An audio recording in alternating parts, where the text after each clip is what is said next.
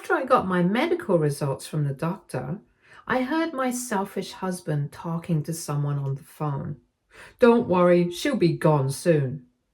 I left him without any explanation, but then I got a call from a stranger. "I think there's been some mistake." 4 years later, I ran into my husband. "How are you still alive?" I'm Jessica, your average 40-year-old woman, living what I thought was my best life. I had a loving husband, Kenneth, and we'd been married for 20 years. Everything was peachy keen, or so I thought. Our story takes a sharp turn when I get hit with some news that nobody ever wants to hear. Cancer. Yep, the big C. Ovarian cancer, to be exact. And let me tell you, it wasn't just any old cancer. The doctors were throwing around words like aggressive and advanced stage. Talk about a punch to the gut. I remember sitting in that sterile doctor's office, my hands shaking as I tried to process what I was hearing. Everything was happening so fast. The doctor, Eva, was trying to be gentle, but there's no easy way to tell someone they might only have 2 years left to live. "Jessica, I'm so sorry, but the prognosis isn't looking so good. We're looking at stage 4 ovarian cancer. With treatment, we're estimating about 2 years. 2 years? But that can't be right. There must be some mistake." "I wish there was. We'll do everything we can to make you comfortable and explore all treatment options, but you should prepare for the worst while hoping for the best." I left that office in a daze. My whole world turned upside down. But you know what they say, when it rains, it pours. And boy, was I about to get drenched. See, I always thought that in times of crisis, your loved ones are supposed to rally around you, right? Be your rock, your support system. Well, apparently, Kenneth didn't get that memo. From the moment I broke the news to him, it was like a switch had flipped. My loving, attentive husband, yeah, he vanished faster than my appetite during chemo. Suddenly, he was always busy or working late. When he did show up at the hospital, he'd act like we were strangers sharing an elevator, awkward, distant, and clearly wishing he was anywhere else.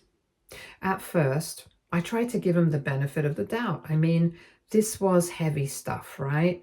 Maybe he just needed time to process it all. And he was still in denial. But as the days turned into weeks and the weeks into months, my patience wore thinner than my hair after the first round of chemo. One particularly rough day, after a brutal round of treatment that left me feeling like I'd gone 10 rounds with Mike Tyson, I finally snapped. Kenneth had shown up late, again, muttering some excuse about traffic. "Okay, what's your deal?" "What do you mean?" "Don't play dumb with me, Kenneth. You've been acting weird ever since my diagnosis. What's going on?"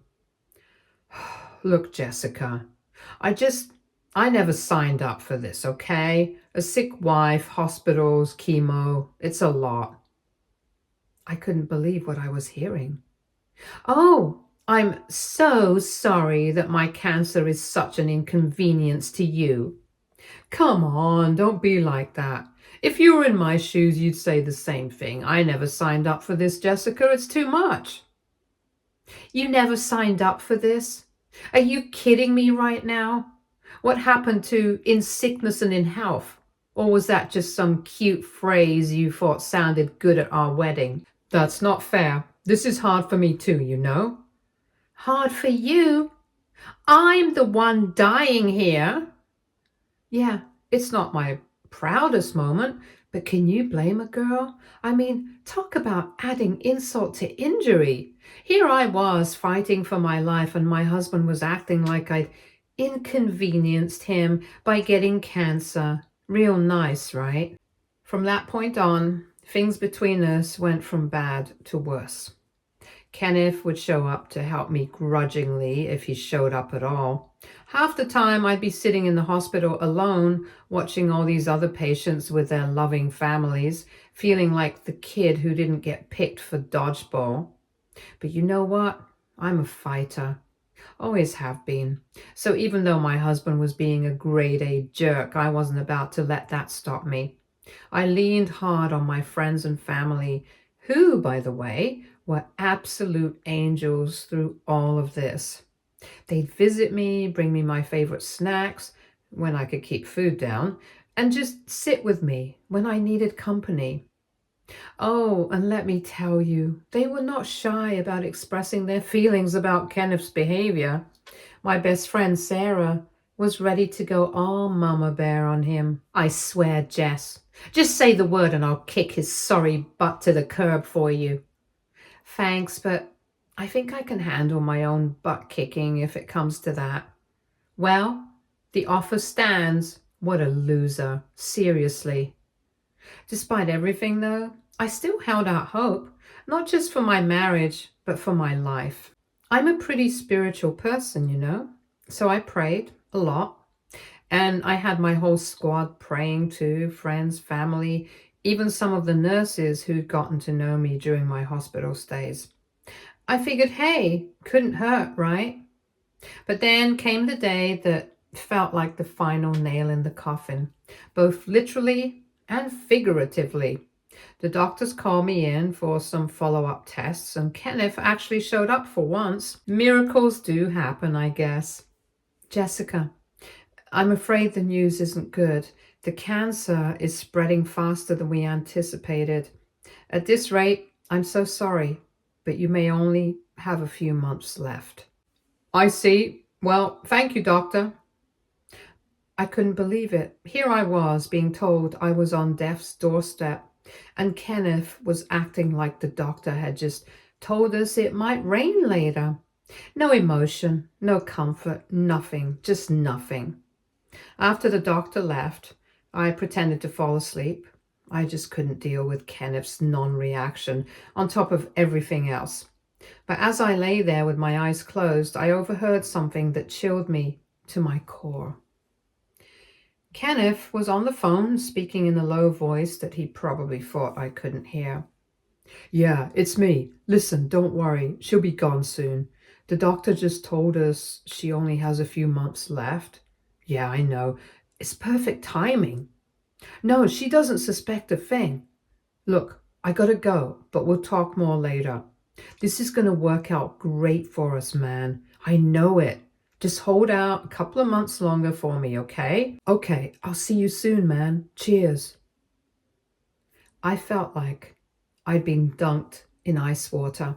My own husband talking about my death like it was some kind of business opportunity. I wanted to jump up, to scream at him, to demand answers, but something held me back. Maybe it was shock. Maybe some part of me knew I needed to play it cool to figure out what the hell was going on. As I lay there, pretending to be asleep, but with my ears wide open, I pieced together that Kenneth was talking to his buddy, Frank. Now, Frank was this guy who ran a pawn shop in town, but there were always rumors swirling about some less than legal side businesses he had going on. Suddenly, all those rumors were starting to sound a lot more plausible. From what I could gather, Kenneth was planning to pawn off my expensive things once I kicked the bucket. And it sounded like he might even be planning to skip town after pulling some shady deals. My loving husband of 20 years was basically counting down the days until he could loot my corpse and run. Talk about till death us do part, huh? I've got to tell you, in that moment, something in me just broke. Or maybe it was the opposite. Maybe something in me that had been broken for a long time finally snapped back into place.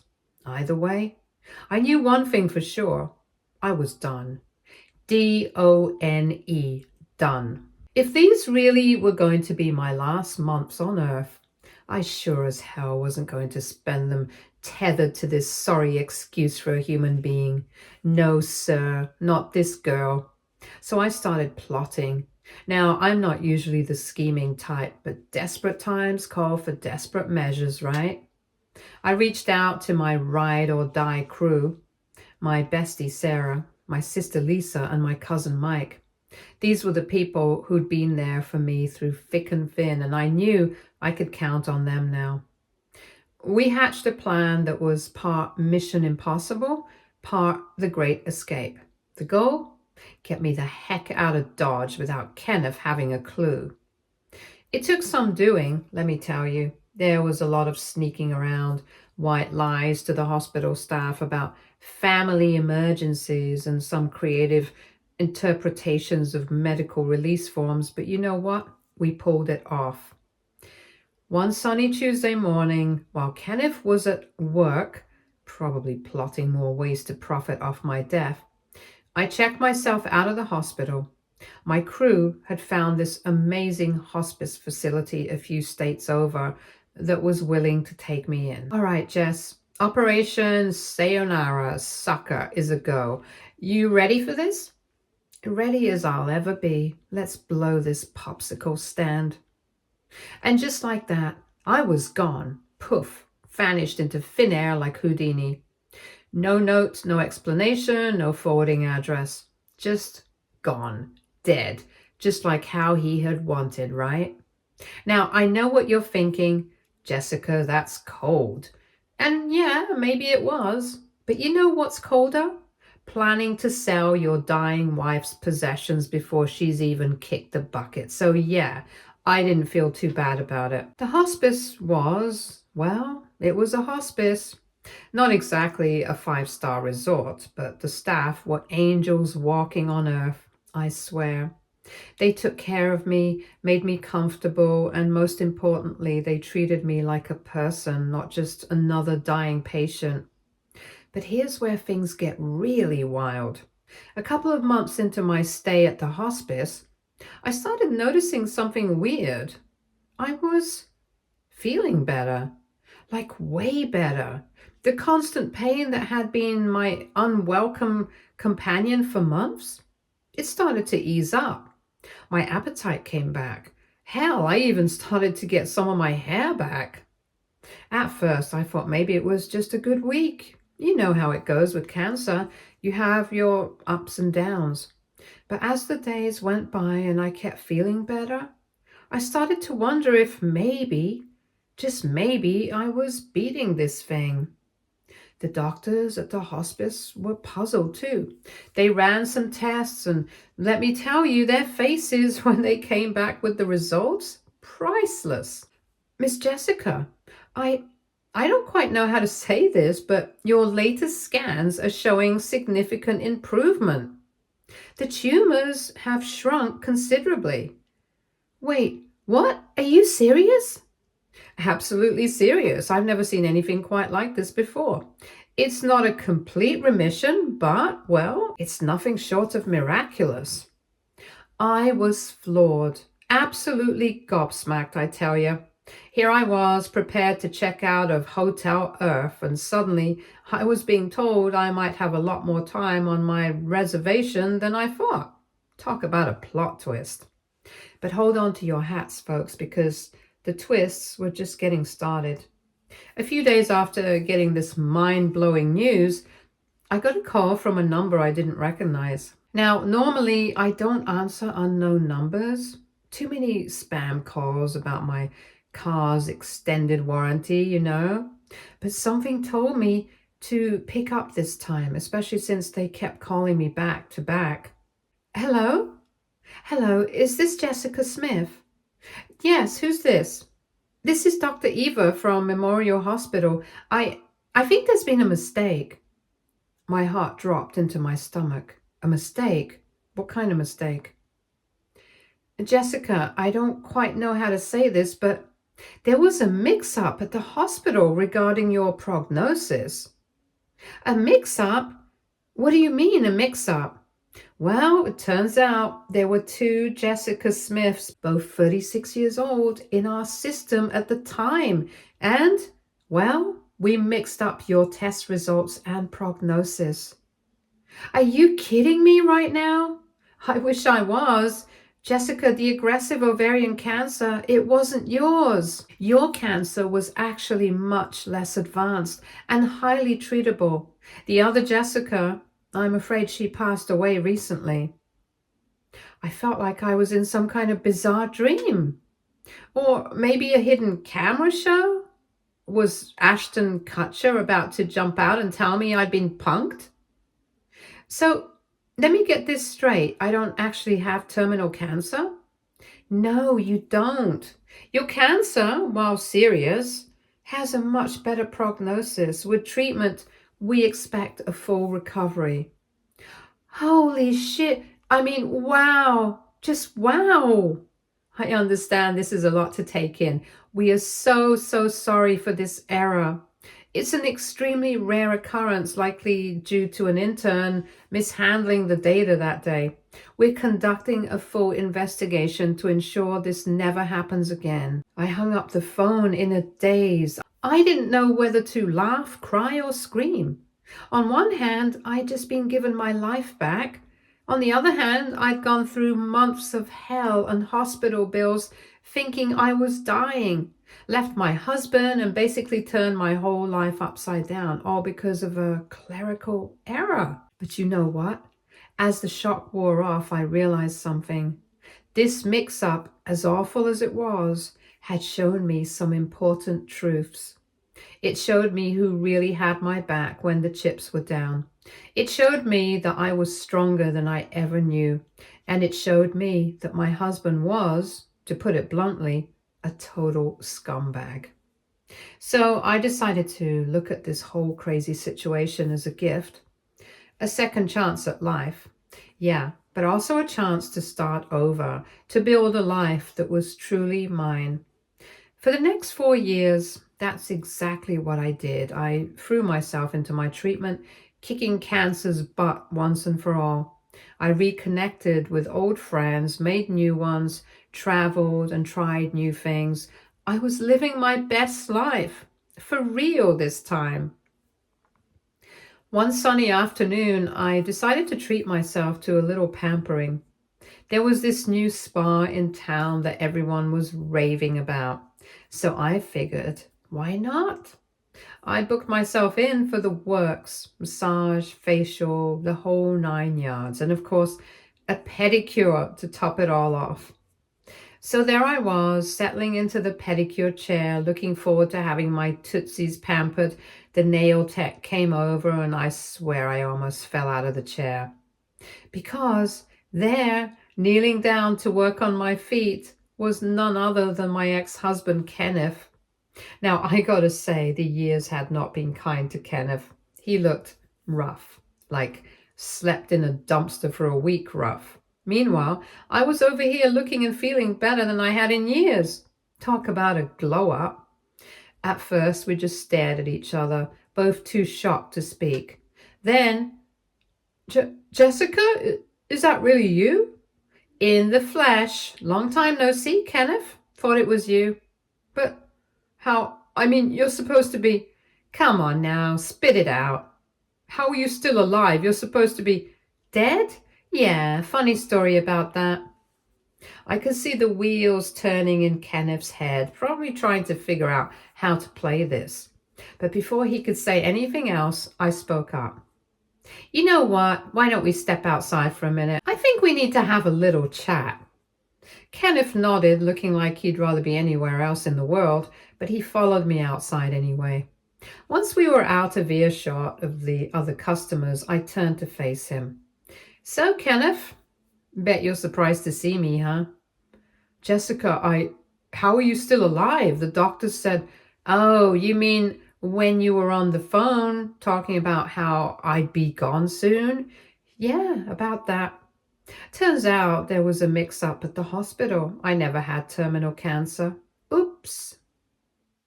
The color drained from Kenneth's face faster than water down a drain. He opened and closed his mouth a few times, looking like a fish out of water. You heard that? Sure did. Every word, including the parts about pawning my stuff and skipping town. Real classy, by the way. Jessica, I can explain. Save it.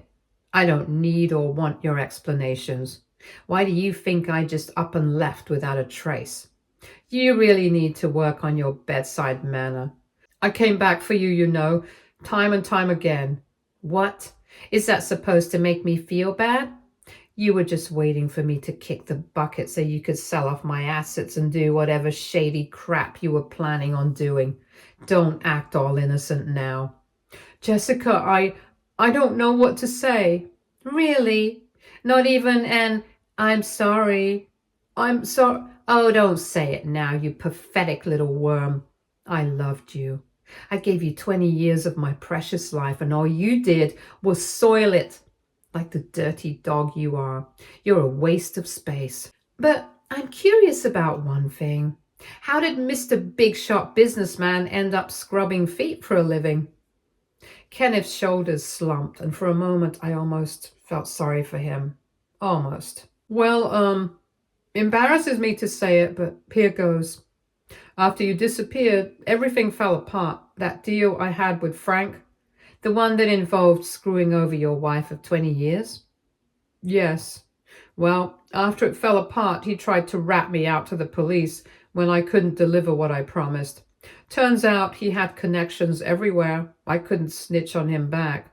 I'm a nobody, but him? He could get 10 alibis in 10 minutes if he wanted to. He said he'd make my life hell if I didn't pay up. So what did you do? I ran. Just packed up what I could and left town. I've been running ever since. Can't use my real name or credentials because I'm afraid the police will find me. Been working odd jobs here and there to get by. And how'd you end up here? The owner, she's Nigerian too, took pity on me, I guess. Gave me a job as a pedicurist and cleaning up the shop sometimes. It's not much, but it's something. I couldn't help but notice how he'd deteriorated. His clothes were worn, his face gaunt. He looked like he'd aged 20 years in just 4. I picked up some bad habits along the way, drinking mostly. Wasted what little money I had. Good. I will never forget the way he was ready to toss me to the side like an old piece of bologna. I remembered how he treated me when he thought I was dying, and any pity evaporated faster than spilled nail polish remover.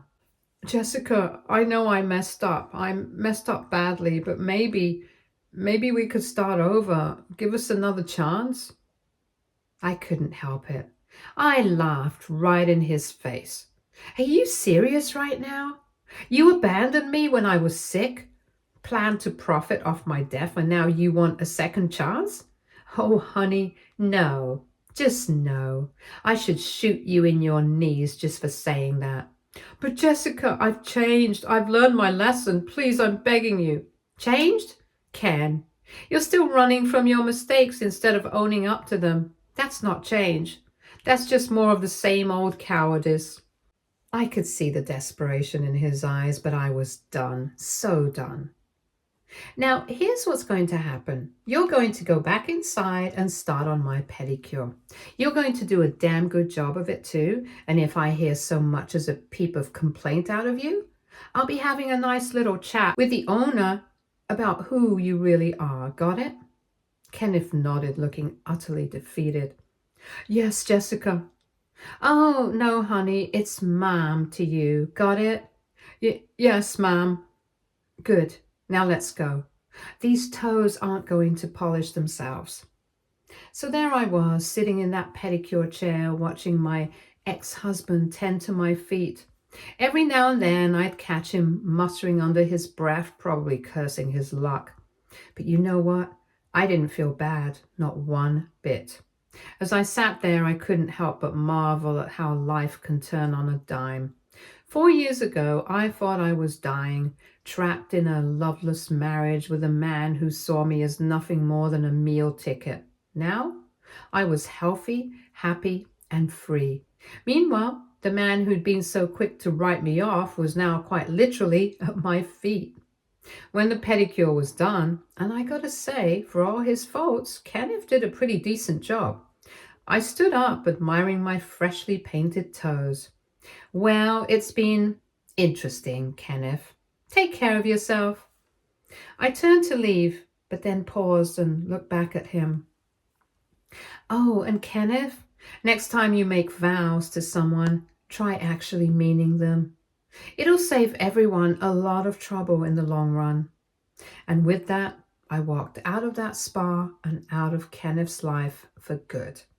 As I stepped into the sunshine, I couldn't help but smile. Life had shown me flames, I'll tell you that. But by the grace of God, I was still standing. You know, they say that what doesn't kill you makes you stronger. Well, I'd say my experience proves that. I went through hell and came out the other side, not just stronger, but wiser, more appreciative of life, and with a much better pedicure. So there you have it, YouTube. My crazy tale of medical mix-ups, marital betrayal, and unexpected second chances. If there's a lesson in all of this, I guess it's that life is full of surprises. Some good, some bad, and some downright unbelievable. But no matter what comes your way, stay true to yourself. Surround yourself with people who genuinely care about you, and never underestimate the therapeutic power of a good pedicure.